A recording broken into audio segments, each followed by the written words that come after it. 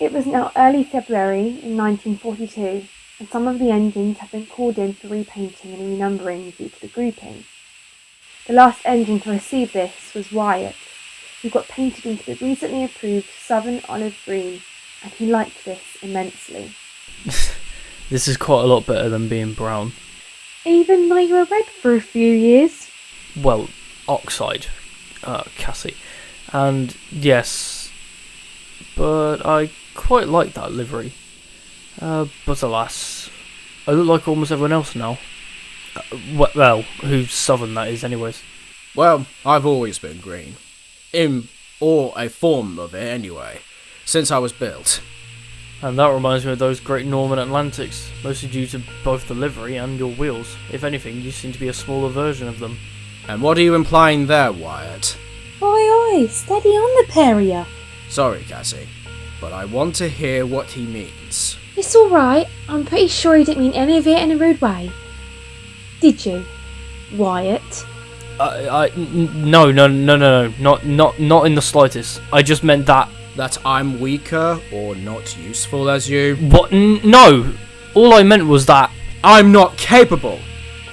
To be honest, Wyatt, you don't push yourself to your limit and do half of what you actually can do. Excuse me? Right, the pair of you, calm down now, before this gets out of hand, because I can already see where this is going. Colin, you should know better than this. And Wyatt, I know what you were trying to say, but you should have either said it a lot better or not at all. Well, if you're going to side with Wyatt... Wait, Colin! I'll just leave then! And with that, Colin stomped off while there was laughter coming from the polling stage. So funny.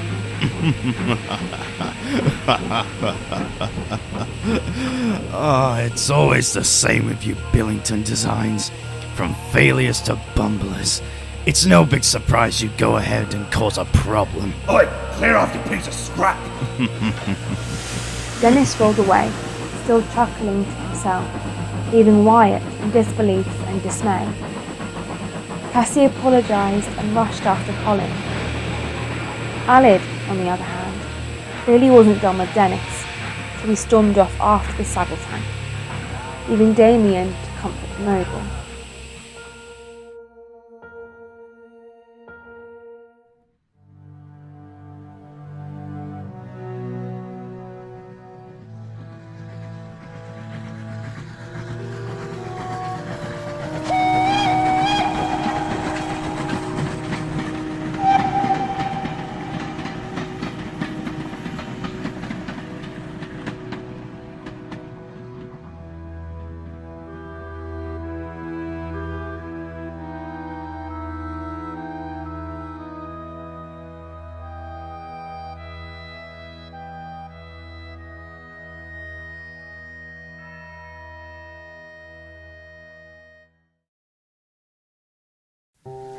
Dark clouds started to emerge as the day went on, and it was apparent that it could be bad. The engines became anxious as they did their work, and thunder soon began to sound, but everyone thought that it would just become a passing shower. However, it ended up lasting a lot longer. 4 days had passed, and while the rain was still going, so was Colin's stupid Wyatt, and it was doing a number on both of their engines. It was a lot worse one evening, and all of the engines had retreated to whatever sheds they could. But awkwardly, both Wyatt and Colin returned last to the main sheds at Sutton that evening. Wyatt was tired and didn't care where he ended up, but I don't think right now being next to Colin was the best thing for him. After he came into the station, he instantly started bullying myself and the other smaller engines. But, funnily enough, he derailed outside of the sheds right as he was meant to leave, and a county ended up hauling it instead. You could learn a lot from that, Leo. Oh, shut up! Sounds like someone. What's that, Colin? I said nothing. I heard what you said. Who are you on about? He's on about Wyatt. Shut it, you! I'm sorry to say this, but I'm afraid he's right. And I am not denying it either. You what? The sheds fell silent and the majority of the engines were shot. Sophie looked towards Damien and she could tell he was about to say something.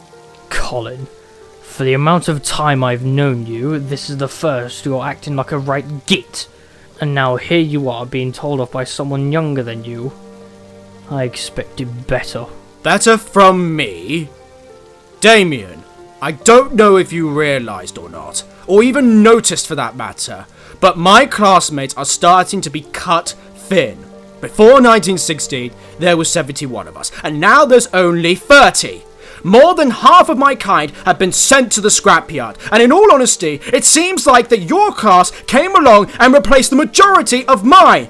That just shows how useful I am! That's a ruddy well lie and you know it. Is it? Then ask yourself this.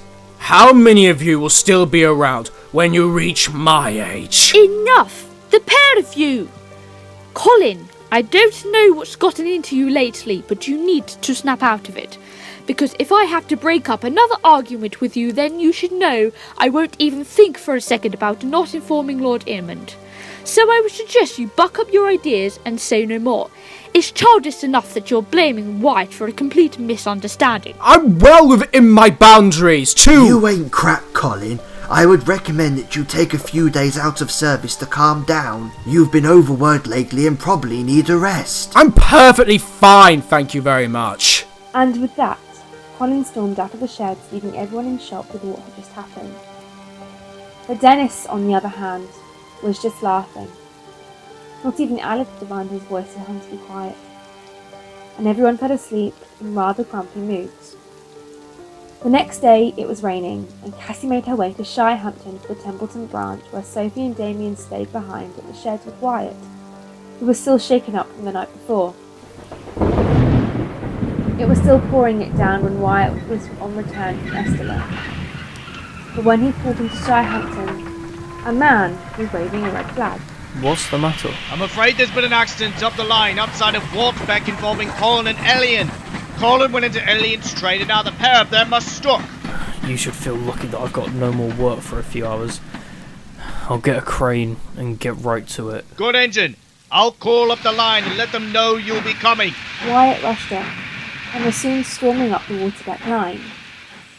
He arrived at Waterbeck to see a lion who was perplexed and concerned, as Colin had poachers. So, as soon as Wyatt set the crane out, he hauled Colin's train back towards Denver. He soon came back, as a line was cleared to move with half of his train.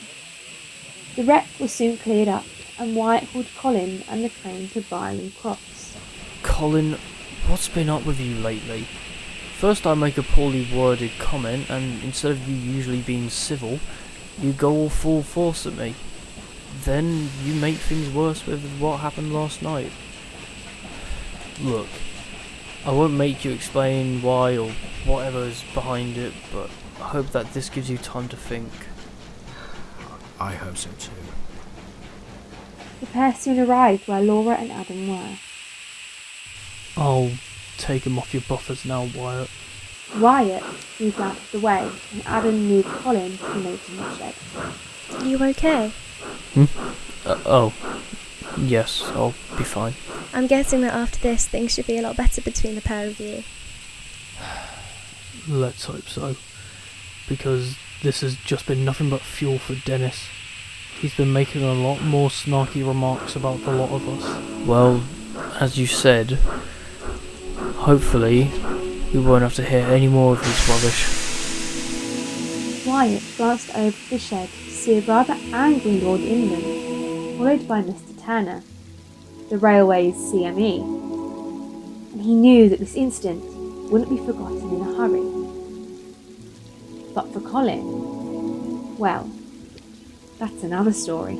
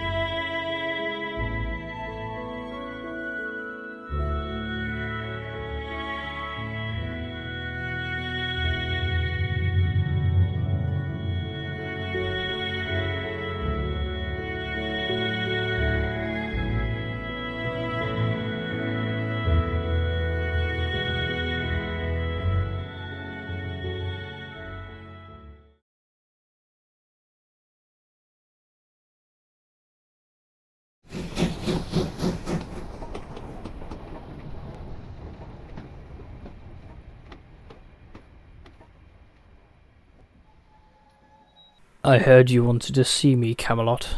Yes. See, it's about Colin. What he said last night has some truth to it. His classmates are being knocked down by the weeks, and both of our classes are partly the reason. Due to us coming about and working on the main line, it's moved some of the other engines onto the branch lines, and the radials are becoming surplus to requirements. I knew something was up. But the thing that still irks me is, how did you find out about this?